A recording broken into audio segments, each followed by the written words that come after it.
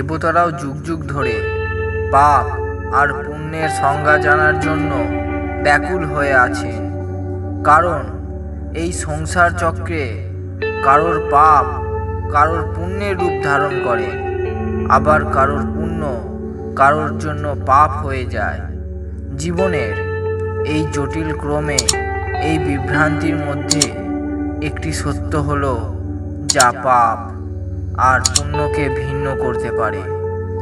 যে কার্য করলে কারোর মন আহত হয় তা হলো পাপ, আর যে কার্য দ্বারা কারোর মুখে হাসি ফোটানো যায় তা হলো পুণ্য।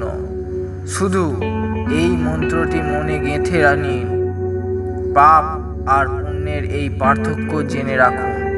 সর্বদা সংসার আর সংসার স্থাপনকারীর প্রিয় হয়েই থাকবেন। ও